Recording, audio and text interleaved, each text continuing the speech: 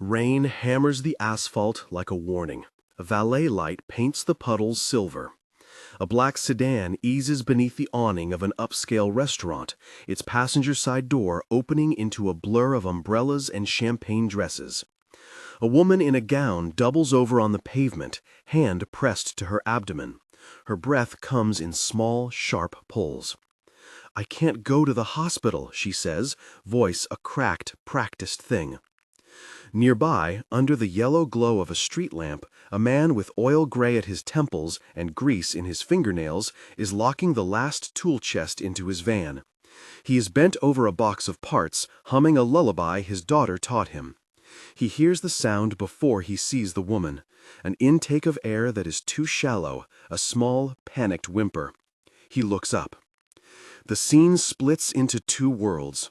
A woman wrapped in designer fabric, pale and brittle in the rain. A man with rough palms and a child's drawing taped to his dash, watching with a steady, unwanted memory in his eyes. Jack Turner moves before he thinks. If you believe in second chances, consider subscribing. The immediate actors push and freeze. A young assistant in heels, Alma, moves toward the woman, hands fluttering. A security guard plants himself between Jack and the scene, posture rigid with a job that expects orders, not compassion. "Sir, please," the guard begins. Jack steps around him, voice low but unshakable. She needs help. The guard's training and the valet's instructions meet Jack's insistence. For a moment, a glance passes between stewarded etiquette and human urgency. Alma's mouth opens. She wants to call a car, an ambulance, anything that keeps the scene within rules. Camilla Rhodes lifts her head just enough to spit out a name that sounds like an accusation. "No hospitals. I won't." Her breath breaks off. Sweat beads where the sequins cling to her collarbone. Her face twists. Panic sharpens into terror. Jack crouches. His jacket smells faintly of oil and wet leather. His hands already knowing how to check for pulse, how to watch for the pallor that tiptoes across the skin when something is wrong. He does not brandish credentials. He only listens, counts her breaths with a mechanic's quiet rhythm. She is 32, public and precise, used to bending systems around her will. She runs companies, she commands headlines. She has never learned how not to control the world. And now, faced with the fluorescent scrawl of a hospital corridor in her memory, where her mother lay, years ago, she chooses fear. Jack's voice is a tool. "What's the name?" he asks. "How long?" "Camilla Rhodes," she says, the name like a brittle glass. "It started 2 hours ago. I thought, it's fine, I can."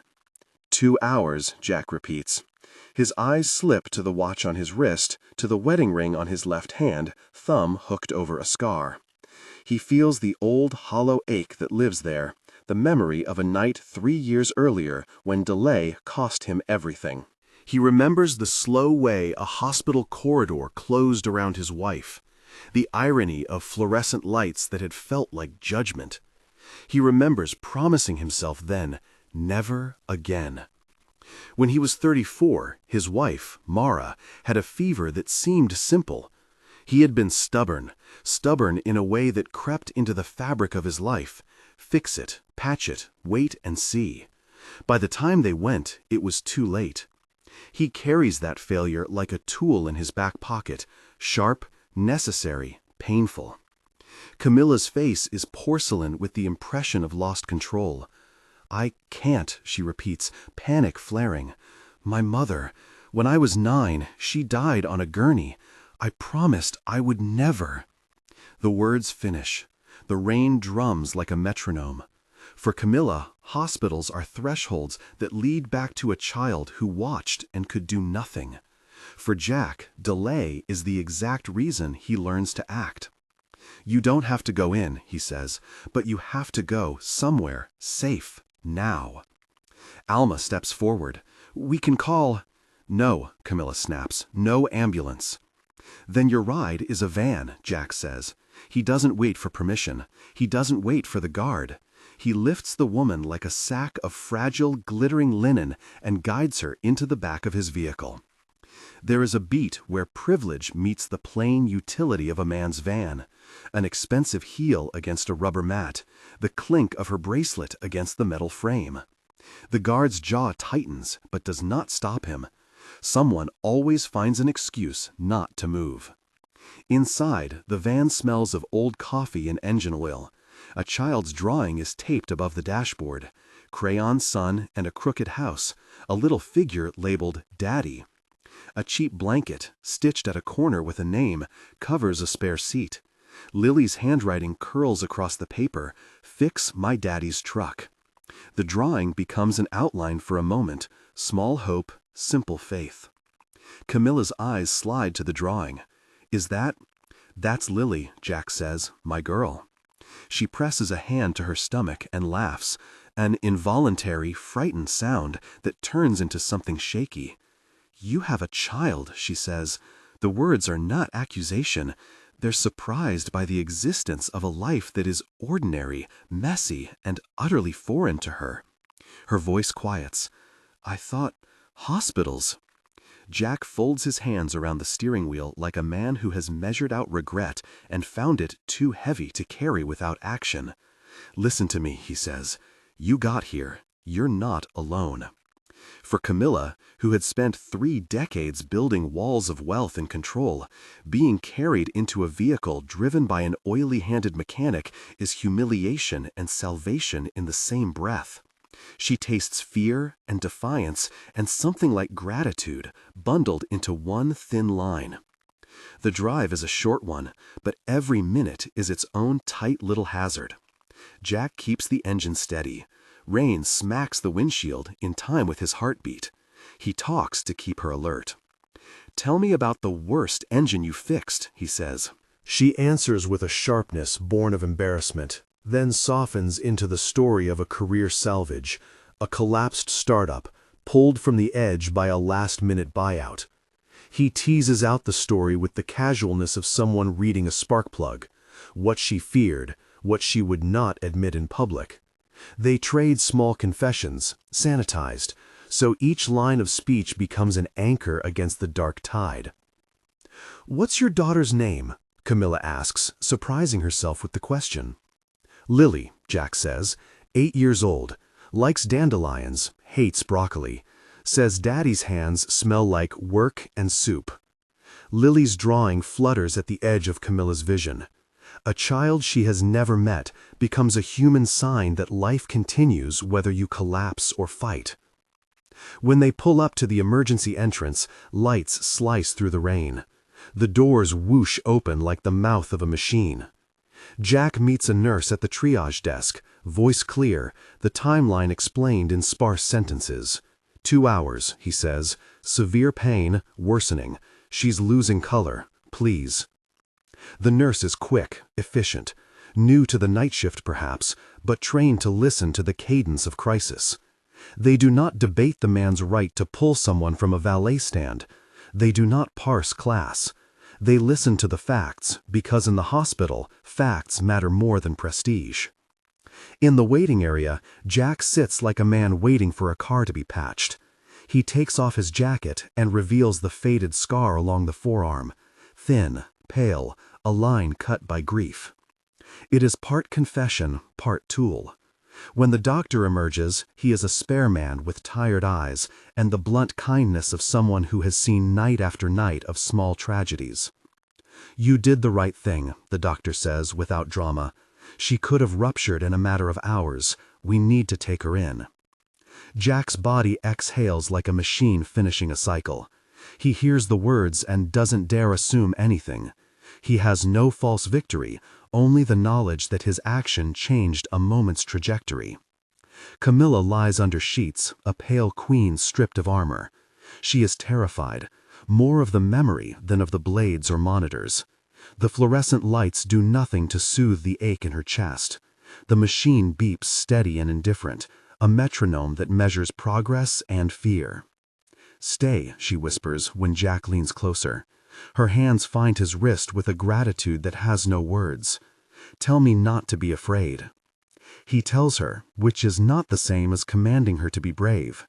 He tells her about a carburetor that refused to die, how persistence and small corrections brought it back, how every engine deserves a chance to run. He tells her about Lily and how the girl once patched a tire with a toy wrench and insisted it would work. When Camilla feels dizzy, he breathes instructions like a map. Count with me, keep talking. The surgery lights hum like a promise and a threat. Inside, the team moves with a rhythm Jack recognizes. Focus, efficiency, a choreography that turns panic into outcome. He waits in the corridor, the hospital smelling like antiseptic and lemon polish, the rain still demanding its presence outside the glass. 3 years compress into a single hour while he waits. He remembers the shift he had on the night Mara grew worse, how he'd looped checks around priorities and convinced himself he could hold the world together. He'd kept her at home until it was too late. That memory is a gorge he steps around now, careful, deliberate. He had once let fear make the decision. Now he would be the one to act. When the doctor returns, the man's face is not one of triumph, but of measured relief.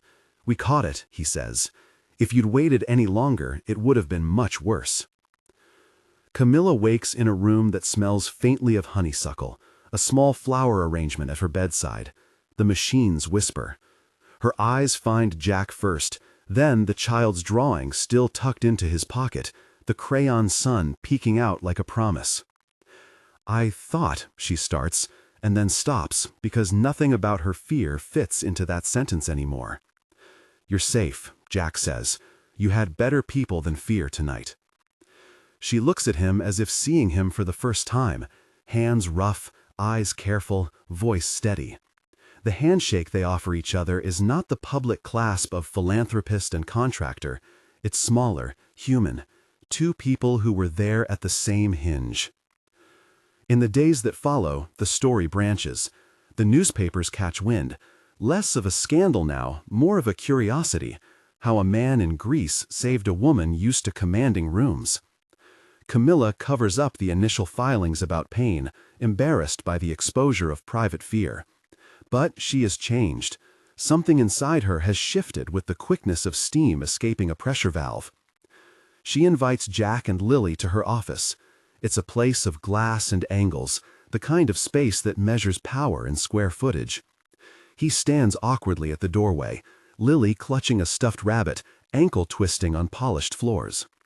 Camilla watches him with an attention that is newer than money. She asks questions that have their own currency. What keeps a small garage running? How do you hire someone loyal? Why are you still fixing transmissions when you could? Her thought dies. "Because someone has to," Jack says, "and because Lily likes it. She draws logos." Lily slides Ray's drawing across the conference table, face proud. "Daddy says this will be the sign." Camilla lifts the paper and studies the crude sun. She traces the crayon with a manicured thumb. "It looks honest," she says. Honesty is the word that keeps speaking to her. Over the next months, her interactions with Jack start as something practical, a sponsorship, an investment in modern tools for his garage, a steady contract for fleet servicing for her company. But they grow into a collaboration imbued with mutual dignity. She offers funds to refurbish the waiting room at the very emergency entrance that once haunted her childhood memory. She insists the wing bear her mother's name, not as penance, but as a sign of reconciliation. It is, for Camilla, an attempt to rewrite the story that had defined her teenage years. Jack is reluctant at first. He fears favors that come with hidden strings. He is a mechanic. He prefers parts and predictable contracts. But when Camilla arrives at his shop with a steel check and a clear plan, buy better lifts, hire a part-time apprentice, install a real sign, he accepts. Lily helps paint the first coat on a Saturday. Knees muddy, hair in pigtails. She wears a tiny cap with the new logo, a crude phoenix with wings made of wrenches. The new name is born out of a joke and a belief. "Second Chance Garage," Jack says one night, the words tasting strange and right. Camilla designs the logo and insists it include Lily's son. She wants the image to mean something honest. Things that break get fixed. People that fall down can rise again. Their relationship remains complicated. Camilla's world is one of boardrooms and public scrutiny. Jack's is grease-stained Sunday dinners and superhero stories told at bedtime. They meet in the middle with careful agreements. She hires his team to service company cars. He trusts her to let Lily visit the office, where the receptionist sneaks the girl extra crackers. At the hospital, the emergency wing refurbishment opens with a modest plaque set against fresh paint. Camilla speaks at the small ceremony, shoes sensible, hair pinned back. She speaks without the rhetorical armor of a CEO. She speaks with awkward honesty about the night she refused help, about how fear had anchored her to a childhood grief. She speaks of the man who lifted her without grandstanding, and of the little girl who drew suns on dashboards. It could have been different, she says simply. It was different because someone didn't let fear win. She gestures to Jack, who stands in the crowd like a man who would rather be under a car than at a ribbon cutting. Lily tugs at his sleeve, beaming. The plaque reads, "Rhodes Emergency Wing," in memory of Eleanor Rhodes, and beneath it, in smaller font, "For the people who choose action over fear." The hospital staff hang a small frame near the donation desk, a photograph taken from the night. It is unglamorous. Wet hair, a scarf wrapped clumsily around Camilla's shoulders, Jack's hand steady on the door. The caption is simple, "One act." The bracelet that had been in Camilla's hand the night she collapsed, an heirloom with a tiny engraving of her mother's initials, finds a place in the hospital's small archive of stories. She lets the staff display it, not as an item of remembrance only, but as part of the narrative that hospitals are thresholds people can cross without the shadow of old grief dominating. Something else changes. In the back of Jack's garage, an apprentice program begins. Young men and women from the neighborhood who had once seen only fast food and shift work now learn diagnostics, inventory, how to balance books. Camilla funds the program, but she takes a step back, allowing Jack to run it. She insists only on one rule. The students must spend a week volunteering at the emergency wing's reception to see the other side of life. The partnership becomes the hinge of mutual transformation. Jack's tiny business gains stability and respect. Camilla finds herself learning patience and the humbling rhythm of grassroots work. She trades a corner office view for the occasional rain-soaked weekend at the garage, watching Lily instruct a group of kids on how to change a tire. At the garage's grand reopening, the new logo, a phoenix with tool-like wings, is painted above the bay doors. Journalists show up and local sponsors deliver flowers. But the real audience is small. An old customer, neighbors, a nurse from the hospital who had been the first to take Camilla in. Camilla watches as Jack lifts the ribbon with Lily's tiny hands on top. He is more at ease now, calmer, and when he smiles, it reaches his eyes in a way it hadn't in years. "We saved each other," Camilla says later to Jack alone, words that surprise them both with how true they feel. He shrugs. "We helped each other keep moving." They both know the line between gratitude and something deeper. They both know scars do not disappear just because a business thrives. But they also know that bridges have been built across an unlikely river of class and trauma. They have given form to an idea that simple acts made when fear is the easy path can reroute whole lives. Months later, in a quiet office with morning light and the smell of coffee, Camilla slips into a meeting room. On the wall is the framed child's drawing that started it all. She takes out a small box and opens it. Inside, on a cushion of tissue, lies the bracelet with worn initials. She lifts it, fingers tracing the engraving as if reading an old letter. The hospital plaque had been enough public closure, but she wants an intimate one as well.